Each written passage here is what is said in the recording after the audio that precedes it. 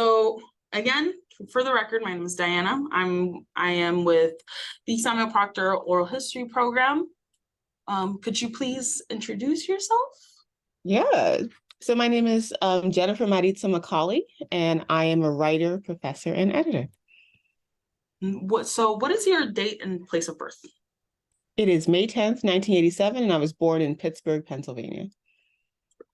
So can you tell me a little bit about your upbringing? Yeah. So I was raised about 30 minutes outside of Pittsburgh, Pennsylvania, outside of downtown Pittsburgh, Pennsylvania, but they still call it Pittsburgh. Mhm. And my mother was born in Guayanilla, Puerto Rico, and she lived there for a little bit, but then she ended up growing up in New Britain, Connecticut. But we would go back to Puerto Rico a lot when I was a kid. So I have a lot of memories of that. My dad is a Black American, and he was born in St. Louis, Missouri. Um, and my parents kind of encouraged me to go and become a doctor and sort of like go in that path. Yeah. But my mom was very supportive of my writing. But I always loved writing, and I ended up kind of going in that direction. But yeah, I kind of came from a household of kind of having two different identities and bouncing around a lot. Mhm. Yeah, okay. So I read a little bit in the interviews that you've done in the past that I guess into your adulthood you kind of like bounced around a lot, moving to places. Right. Kind of like you found kind of the sweet spot of being like, there's this sense of uprootedness, but that home is wherever you are and like home is Yeah. you. So can you tell me a little bit more about that? Yeah. So, I mean, I think, I grew up in Pittsburgh, like I was saying, but the area in Pittsburgh I lived in, there weren't a lot of Black folks, there weren't a lot of Latinos. So my family wanted me to have my community. So I would kind of bounce from, Pittsburgh to St. Louis to my Black family there. I would hang out with Black folks in that part of Pittsburgh. I would go to Puerto Rico and hang out with my family there. So I would kind of like jump around a lot. And then in my adulthood, I left Pittsburgh and I ended up going to Miami, and I did my MFA there, and I taught there for a little bit.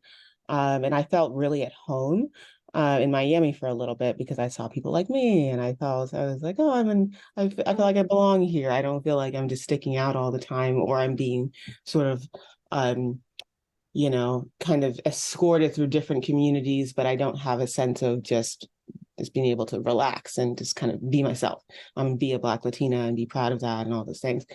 So Miami definitely opened my eyes to that.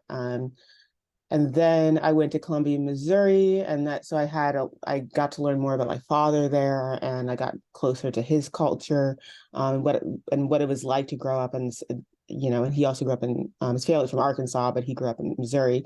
But getting to know his Southern culture, getting to know Missouri Black culture, all of that, that really opened my eyes. And I lived in Columbia for 5 years. Then I went back to Florida. So I love Florida. Florida, really is my heart. So I lived there for a little bit in Fort Pierce. And then I went to Houston for a job. Yeah, so I've been bouncing around a lot. But I think as I went through that sort of experience, I kept wondering, okay, where is my home? Is Miami really my home? Is Pittsburgh really my home because I was raised here? Is Houston my home now because this is where I'm currently living? Is Columbia my home because it's close to where my father grew up? But I think I came to the sort of conclusion that it's wherever I feel most like myself. And I think it doesn't have to be in a specific place. It can be a sort of arc that you come within yourself that, okay, I am good. I am, I don't necessarily need a place or people to belong. I can actually find that within myself. So that's something that I kind of came to. And I think in the book that I've just finished, a lot of my characters are struggling with that, whether they're looking for home in places and people. But some of them come to the conclusion that it's within yourself. Some of my characters, they're still on that journey. They haven't come to reach that yet. But yeah, It's, mhm. I mean, yeah, I feel I think that's something that a lot of people of color in the United States feel, like, Yeah, besides the fact that we feel uprooted because there's this sense, there's this lack of belonging as to wherever is it that we're from, yeah, where we are, not we're from, that where yeah, we're in. yeah, And a lot of people really do struggle to find that comfort within themselves, to be like, I am where I am, so I am home. yeah, absolutely.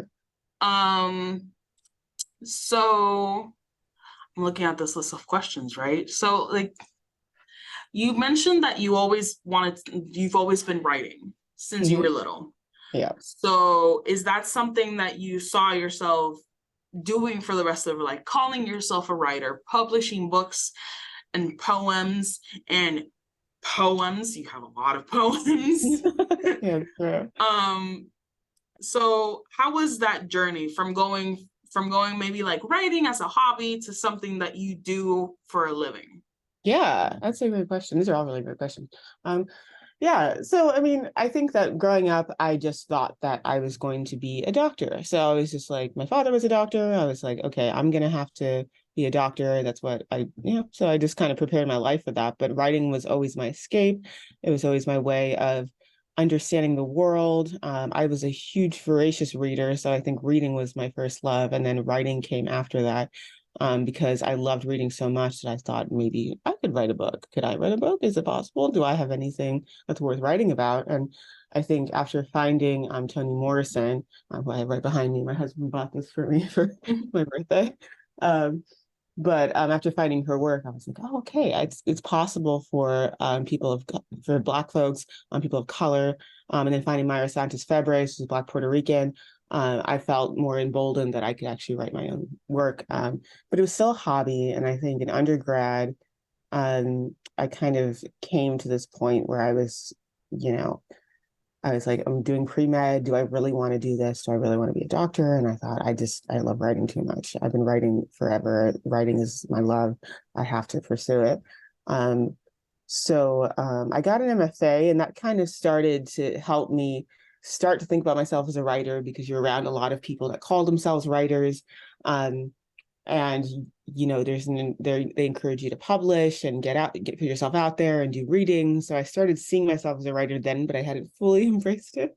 Mm. um, but I think, and then I did a PhD in writing where everybody kind of was the same thing. We're all writers. This is a professional kind of pursuit.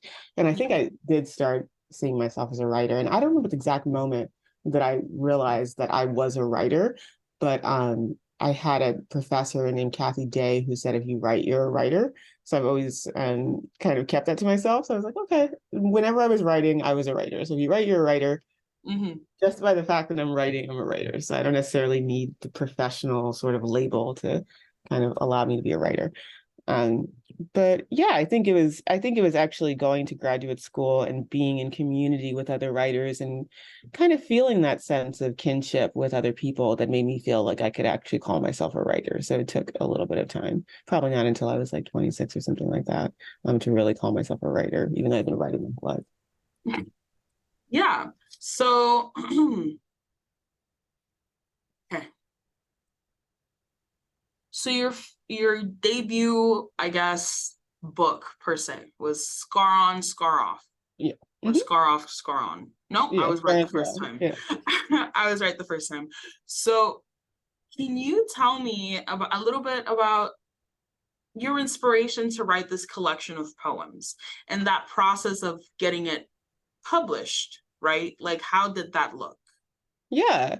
So I had been working on my MFA on a historical novel that took place in southern Louisiana, and I spent a lot of time researching there on the Reconstruction era and Black women during the Reconstruction era, and Santeria, because I had a Santera in that book as well. And I kept working on that. But on the side, I was writing poems because I was like, there's so much going on. There's so much in my mind. There's so much I'm making sense of historically. And then this was at a time in which Mizzou was under a lot of heat for racial incidents, and Mizzou was my PhD program. The football players went on strike, and there was just a lot of, and we were involved in protests and things like that. So there was a lot going on in the contemporary while I was researching all these things that have been happening historically, and that all came together. And I thought to myself, like, I can't just write a novel about this. I need something more immediate. And I think that I came back to poetry, and I've always been writing poetry. Poetry is also one of my great loves. So I think poetry was the best way to express myself and kind of really unpack some of these things that I had been kind of wrestling with individually in community, and, you know, individually in community.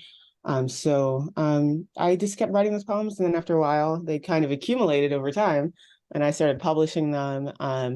I thought of myself as a fiction writer first, and not necessarily a poet, because I was working on a novel, and I've always loved fiction, and my MFA was in fiction. But I also took a lot of poetry classes, and I was a TA for poetry in my undergrad, so I had a poetry background, but I still thought of myself as a fiction writer. But I started publishing all those poems, and I thought, maybe, am I a poet? Can I call myself a poet? Eventually I sent the book off to a couple of indie presses, just to kind of gauge whether it was like it could get published. And one got back to me, and it did end up working out. And then the press that I ended up going with, they just let me take all the liberties I wanted with my book, and they let me kind of play around with it and make it kind of multi-genre, cross-genre. So it's poetry and prose, and they were totally fine with that. And sometimes it's hard to find publishers that will let you publish both at the same time. But yeah, it was just, I think I had to work up the nerve to send my stuff out. Yeah. But I think once I actually did that, things ended up working out. Obviously, I got tons of rejections, that's part of being a writer. But then those acceptances made it so much worth it. So, yeah, I've read some of your poems. They're incredible. They're incredible. But speaking about more about prose and short stories, I came across Recognition. That was that was published on Wigleaf. Yeah. Mm-hmm. Right? And it was, anyone, like, that short story was very powerful, and anyone would have thought that the main character was just gonna go and kill the police officer who took her little brother's life, but she didn't. She just instilled this fear in him, and taught him what that fear meant. So I guess my question is, like, why? Why not kill him like he did to her little brother? So what brought you there? That's a great question. Oh, this is great. And that's actually that story is from the next collection that I'm working on. So this helps me kind of contextualize the story in terms of the rest of the collection. So I mean, I think that was kind of narratively, I thought that was too obvious, because I think that, everyone thinks she's just going to kill him, and then now she's going to end up, But I think that I also didn't want her to become him, and I think that's what I didn't want to, I think that's what I wanted her to act on her revenge, and I think that was the story. I was like, I want someone to act on their revenge, but I don't want them to go through with it. And I wanted her to kind of, I do this with some of my other stories too, is I don't want characters to make the obvious decisions, but I also want to make them make questionable decisions and sort of controversial decisions as well. And then they have to deal with the cause and effect, because she's probably going to end up having to deal with that situation more than he is, if it continues. So there's a sense of doom at the end. And that also kind of talks to the doom system that we live in. But I also didn't want her to become him. And I thought, and at first I was like, okay, maybe she can just kill him, and this is a fun, sort of revenge story. But I thought it was too obvious, and B, I didn't want her to end up,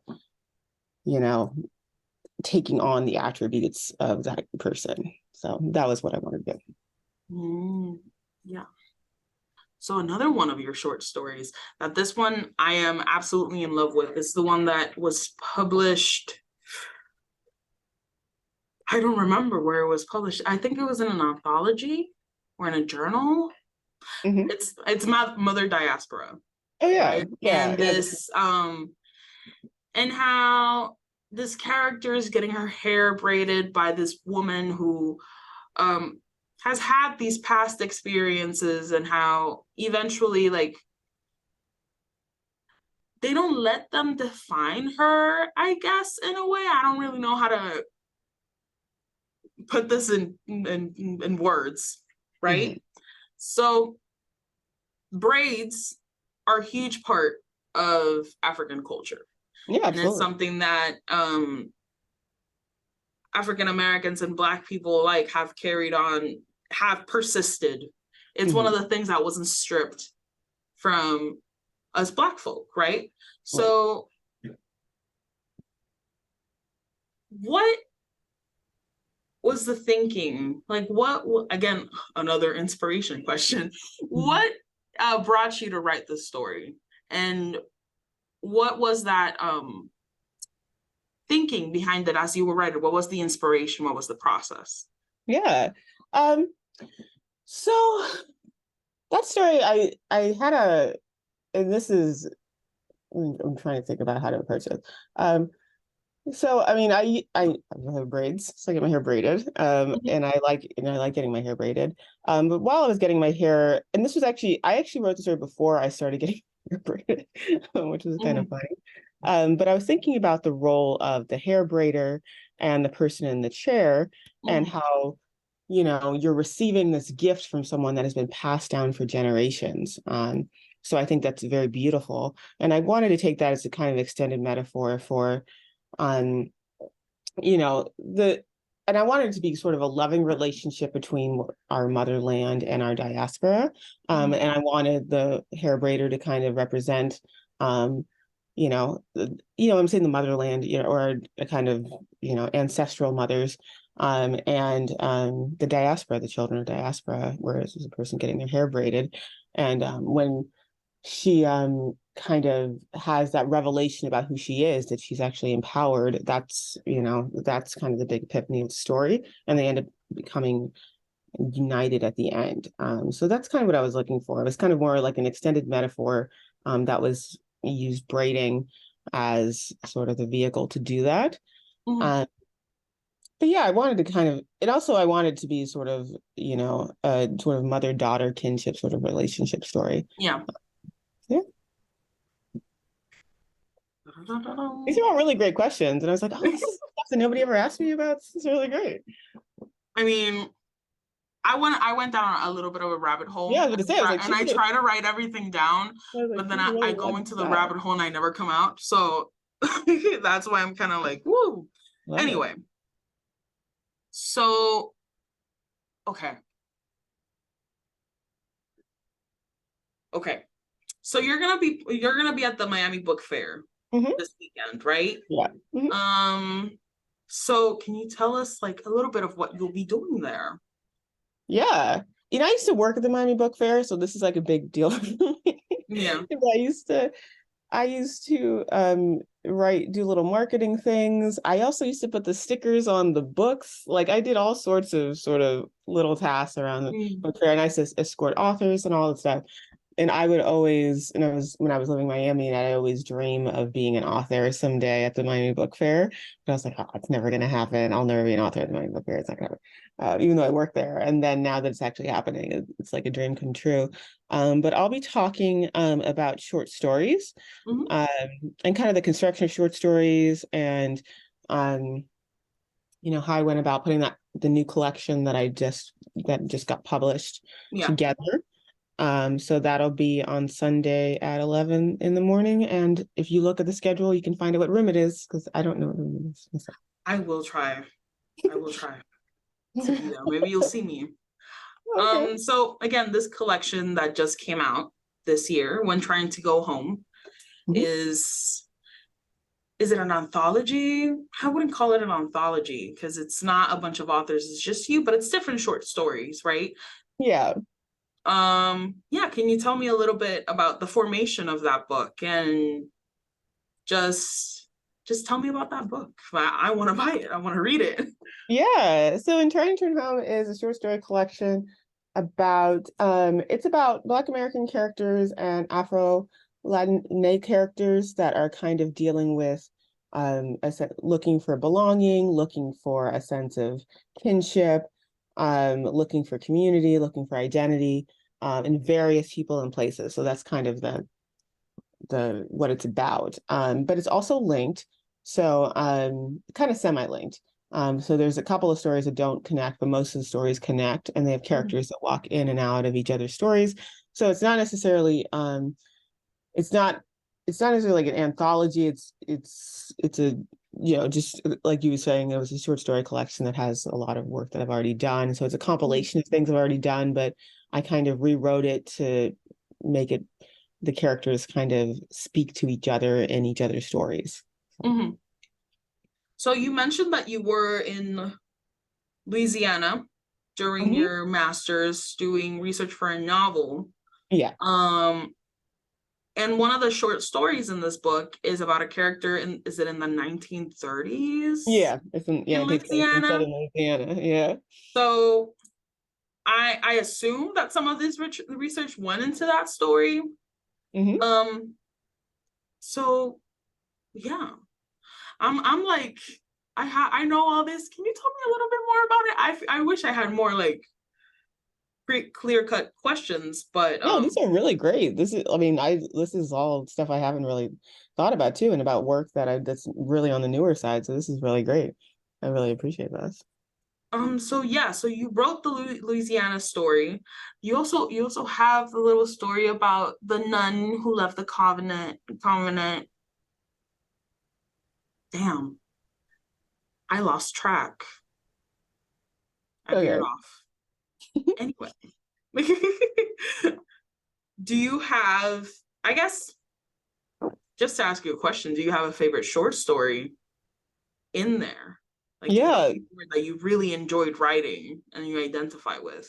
Yeah. There's two stories that I really liked. One story is called Good Guys, and it's about this young man from Miami at the MDC, and he's taking a class, and he tries to protect this sort of nun in training, but he ends up becoming.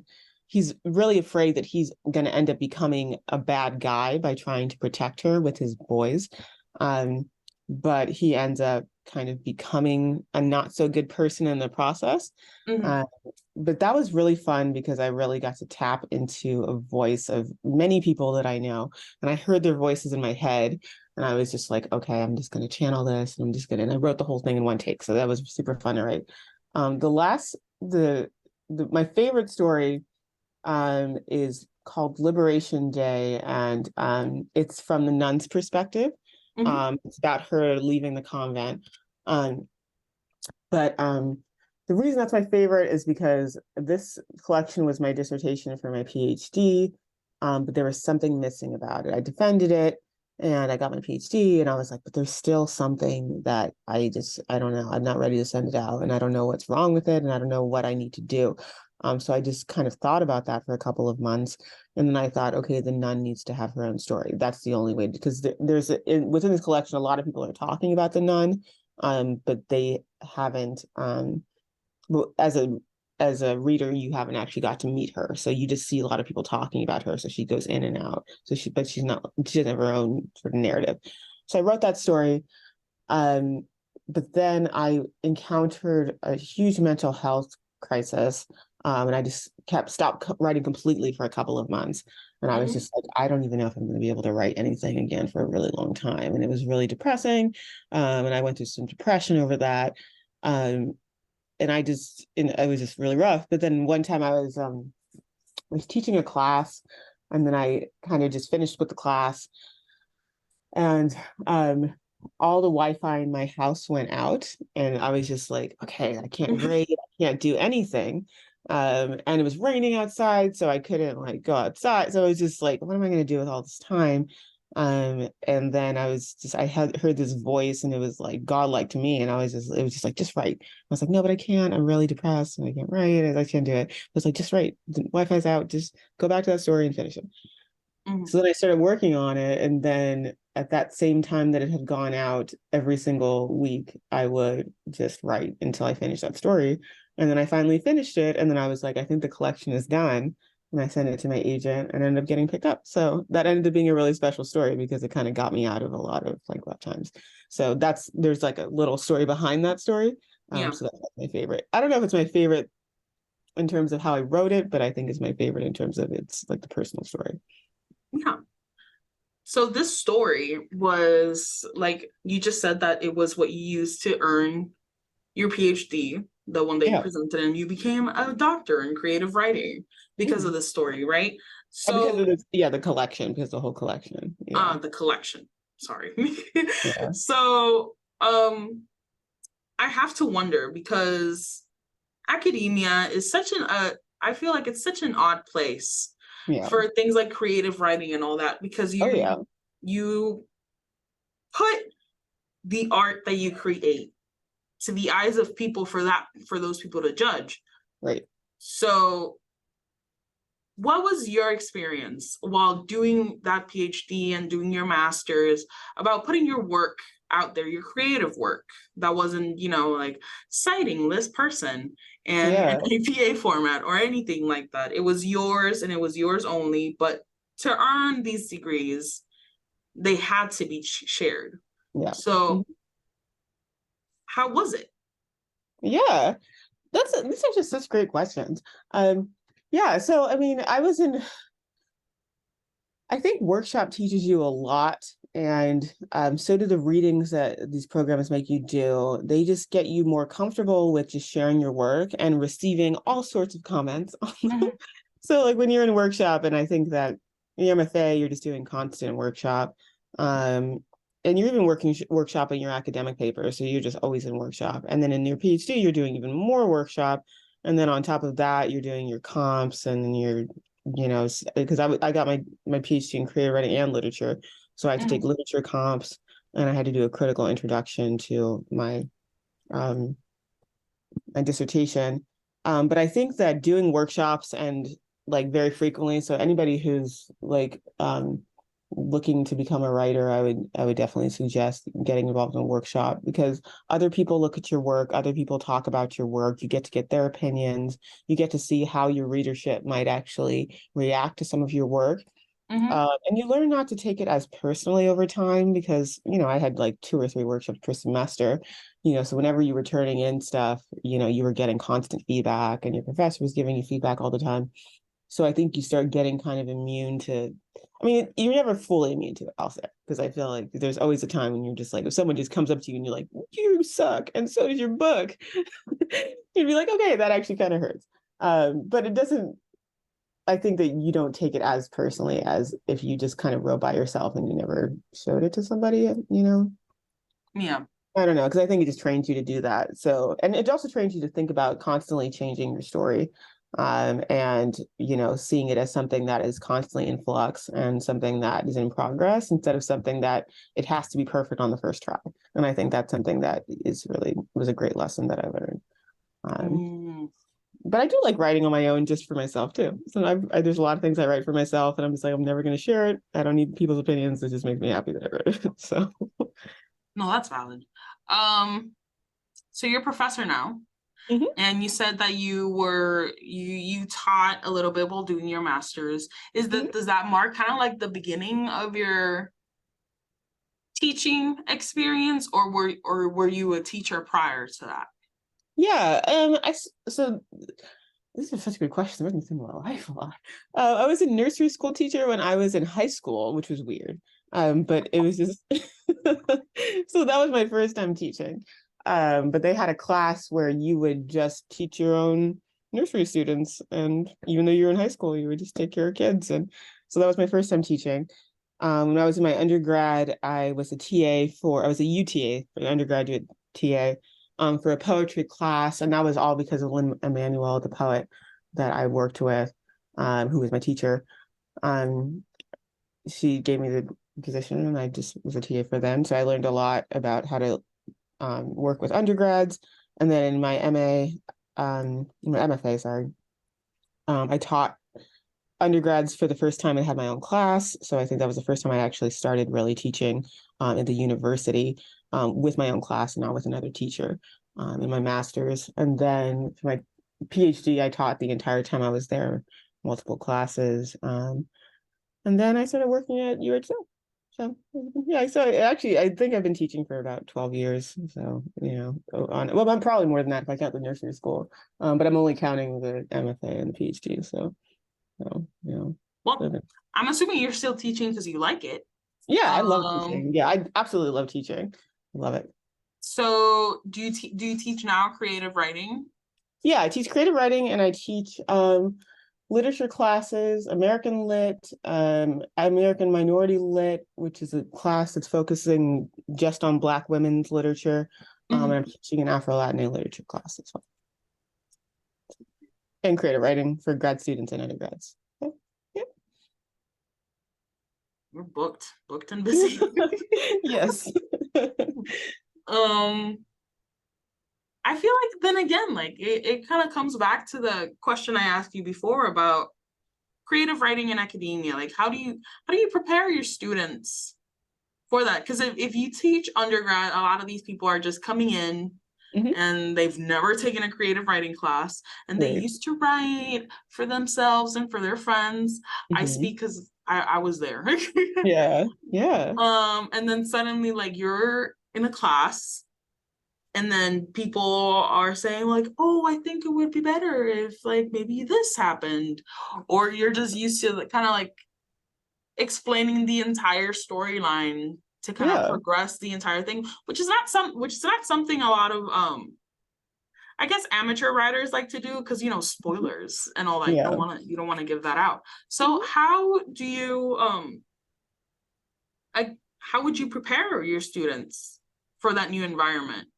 Yeah. So the first thing I do when I'm teaching creative writing classes is I integrate prompts and exercises with kind of just the basics of creative writing. That's the first part of the class.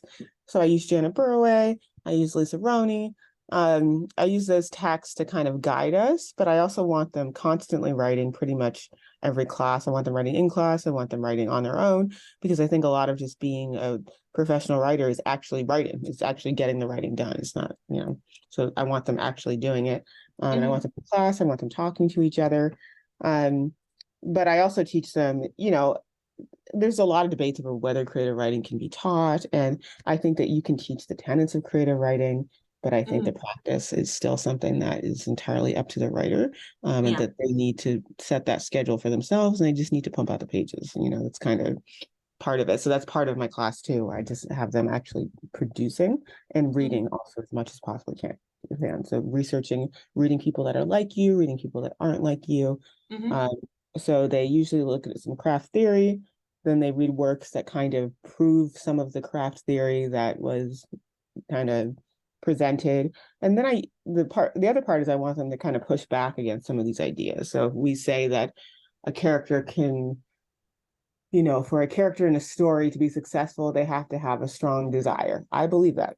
But is there any way that we could interrogate that? Or is there any way that you could write a story in which a character doesn't have a strong desire, or a character wants to not want, so I have them kind of interrogate some of this craft theory.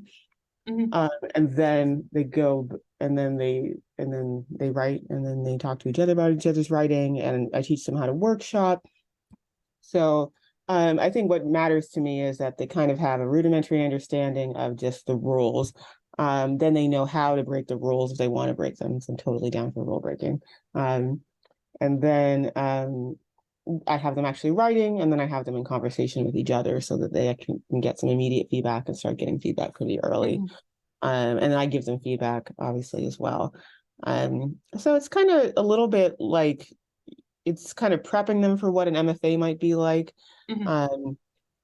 But yeah, I mean, I think I like to teach the tenets see it so they can play around if they want to break them. So like, you know, like they tell you not to write a bathtub story. Don't write a story in which someone's in a bathtub just thinking the entire time.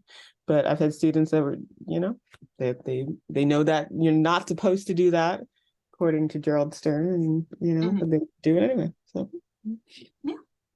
So your undergrad is in pre-med, right? Did you what did you say? My undergrad is what? In pre-med? Did you finish Oh, pre-med? my undergrad was in pre-med. Yeah. No, I didn't. Yeah. I did not finish. I did not finish the pre-med. No, I dropped that, and then my degree was in English writing. Oh, okay. So you said that it was because your dad was a doctor, and that just kind of was like an expectation for you to become a medical doctor and all that fun stuff. So what was your parents' reaction to you being like, no, I'm gonna be a writer? Yeah, that was about I think it was the beginning of my junior year when I was taking a lot of pre-med classes and I wasn't happy in taking them. Um, and every time I took an English class, I was just really elated. I just felt like I was in my zone. I had great teachers, Irina Rain, Gita Kothari was a huge influence on me. Kathy Day, I just had great teachers at Pitt. Um, so what was the question? I'm sorry. And now I started going off. I started talking. Oh, what was your parents' reaction to not my parents' reaction? reading? Yes. Yeah. So I started going off on a whole undergrad. No, it's okay. It's okay. Yeah. Yeah, so I had a great time in all of those classes, and then I realized that this is just what I want to do, and I want to do it professionally, and it's something that I'll fight for, and it's something that even if it's painful, I'll keep doing it. And that's how I decided what I wanted to do, because I thought, okay, if I'm willing to put up with the struggles and with the rejections and the unfortunate parts that are going to come with this profession, and I want that, and I'm going to put that up with that, then that's the right thing for me. And I realized that the only thing that I would do that for was writing. And I wouldn't do that for pre-med. So when I faced challenges in pre-med, or I didn't like the classes, or things didn't work out for me, it made me want to do it even less. But writing, I just wanted to keep doing it. I never had sort of a question that I wanted to do it. So I told my family all this, and my mom was very supportive because she's the one who kind of got me into writing and reading. She gave me books. She took me to the library. We would talk about books. She was a big reader, so she really got me into it. My dad was not happy about it. But we had a long discussion, and then over a couple of months, years, he came to accept it. And then he was just like, okay, but you're gonna have to try to like figure out how to support yourself on this. And I was like, I'll figure it out, I'll try. So and you did. So you proved that you did it. So you kind of spoke a little bit about kind of like the cons, like the difficult times that you go through as a writer, like handling the rejection and all those struggles. Can you speak a little bit more about what those struggles are and what rewards to writing are there to kind of like trump those like challenges? Yeah. So I mean, I have such a great pleasure in writing. It's my hobby, and it's also my kind of lifeblood. It makes me really excited and just in this euphoric state to just write. And I also get frustrated with writing, but I always will come back to just that wonderful feeling you have when a story is working and the words are flowing and you have these ideas. And then when you're done writing, you walk around up and down the street thinking more about it. And then I make playlists for my stories, and so all of these things are so much fun and so enjoyable to me. And even having other people read your work, I think, can be really enjoyable. And it doesn't matter what they say. Sometimes I remember when I was in a workshop, people could be saying, oh, I didn't like this in the story. I didn't like that in the story. But when they mentioned my characters' names, I would be really excited about it. So I'm like, oh, characters are real. Like they're real people. People are talking about them like they're real. It's just so exciting. So I would get a lot of pleasure from that. So that all of that actually trumps the cons, and the cons are obviously rejection. Rejection just does not feel good. Just kind of navigating where you want to go on your career path, in which way you want to, pursue when it comes to writing, because when you can just write, there's a lot of career paths that you can pursue. So I think for me, it was finding what I really loved to do and what I really wanted to do. And those were kind of cons-ish. But and also you have to write, sometimes you can run into roadblocks. Like I said, I went through a kind of a spat where I couldn't write at all. So that can happen too. And if you want to be a writer, you got to keep writing. So I think, but I think the pleasures outweigh the sort of cons for me. Yeah. So you have a collection coming out this spring, poetry, Yes, I do. poetry collection, Kinds of Grace. Yeah, can you like introduce this book that's coming out? Yeah. Yeah, it's kind of a whirlwind because this book just came out this year and then this book is Yeah. in the spring. So it's definitely a lot. But this book is something that I wrote kind of in the pandemic time. So after I finished my PhD, I did go through a mental health crisis. And then I went through a lot of just sort of identity stuff and kind of trying to find myself. Um, and there's just a lot of things that I was like thinking about and meditating on.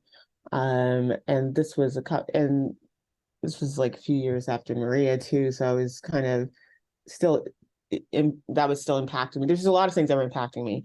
Yeah.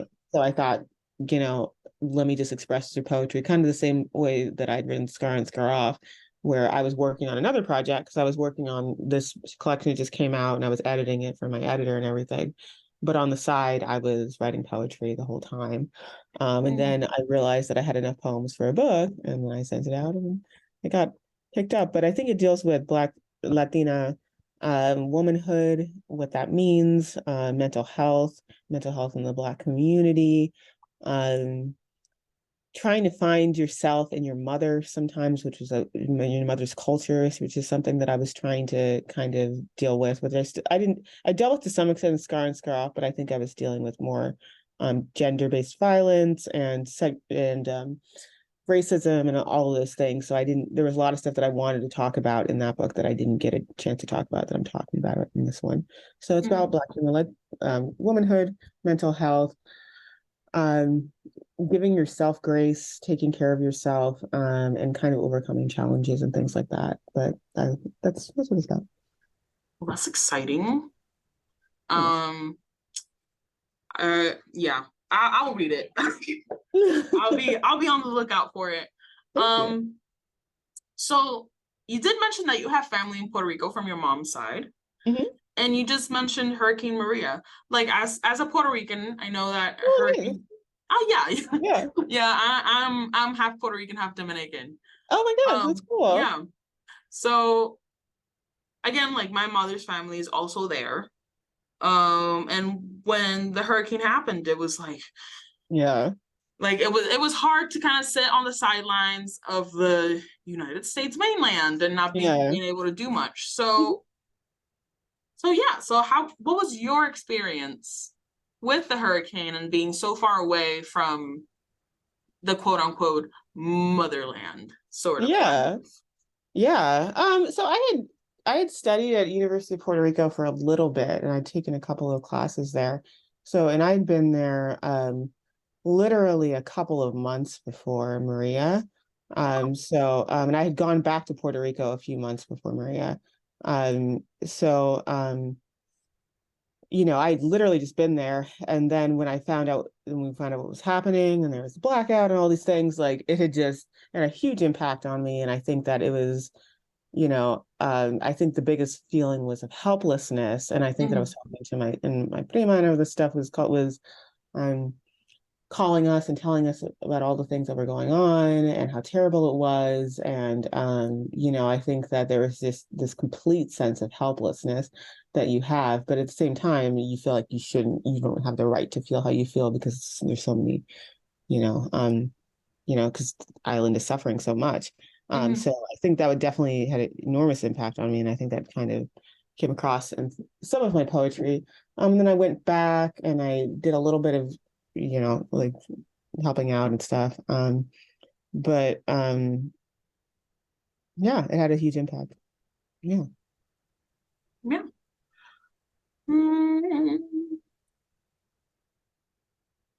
I'm looking at the questions.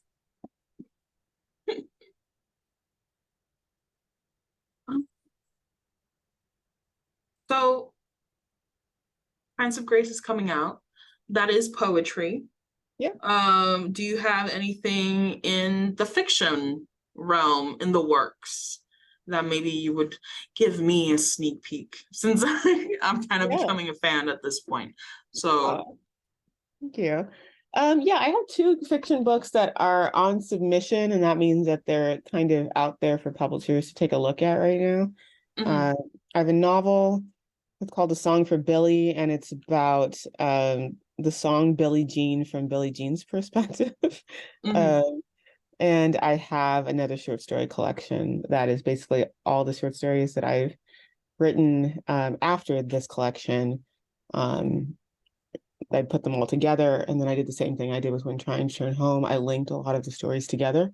mhm. So those might come out, but we'll see what happens. Fingers crossed, right? Yeah, fingers crossed. Um, there's this poem I wanted to ask you about, but I don't remember the name of it. Yes, I do. It's okay. What is it called? Vacation? On Vacation? Oh, On Vacation, yeah. Yeah. So I found it. Oh my God.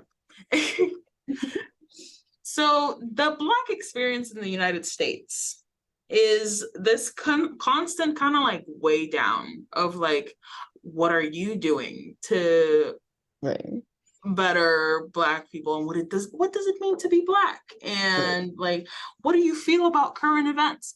Because I yeah. remember when oh my God, I shouldn't forget his name.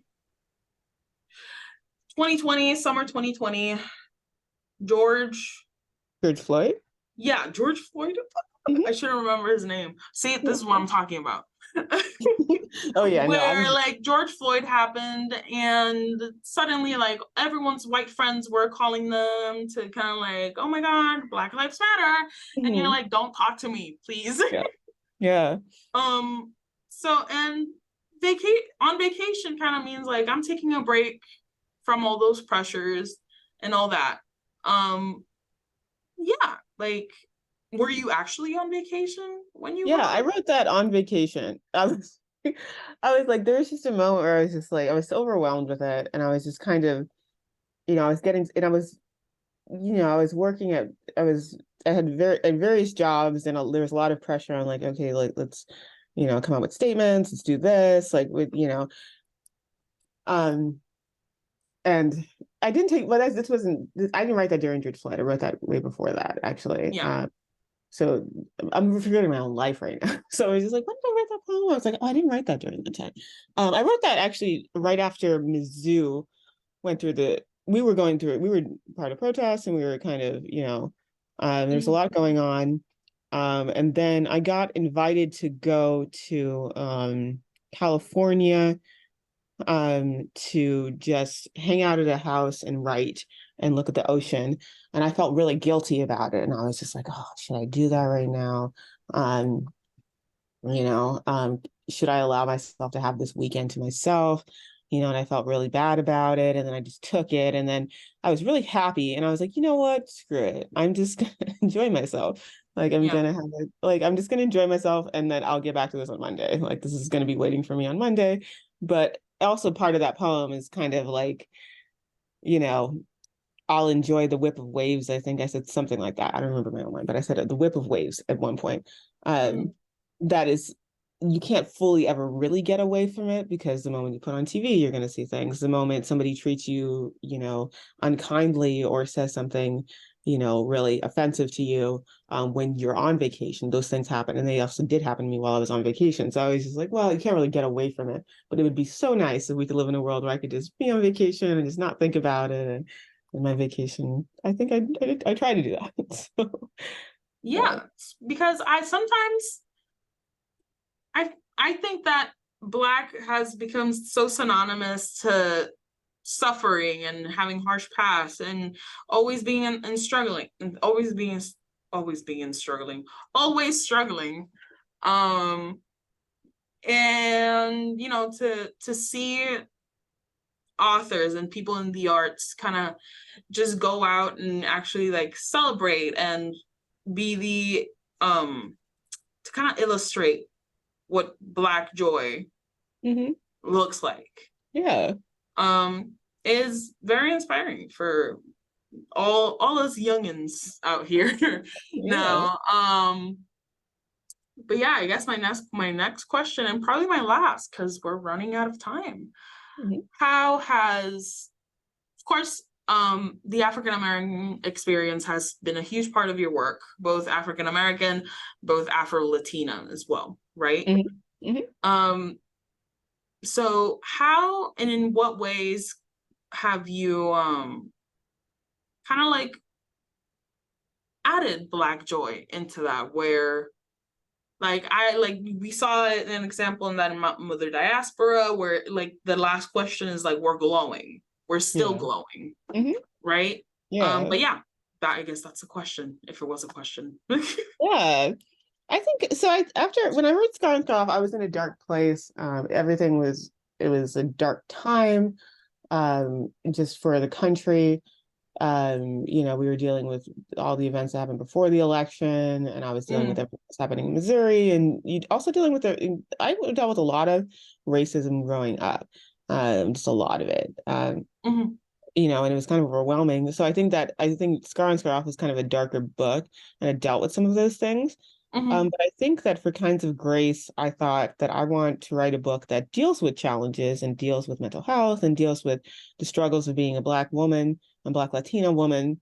But I also wanted there to be a lot of joy in there. I wanted there to be a lot of lightness. I wanted there to, so I did think about that while I was writing that. So I tried to insert that in there. And I do like to have endings. Sometimes I like to have ambiguous endings, but I do like to have endings of many of my stories that suggest something, lighter and more inspirational. Yeah. I think that's it with my questions. Thank you so much. Those are fantastic questions. They were so good. I've never been asked any of these questions before. This is really great. Well, I'm glad you enjoyed the interview. Yeah, it was fantastic. And yeah, that was it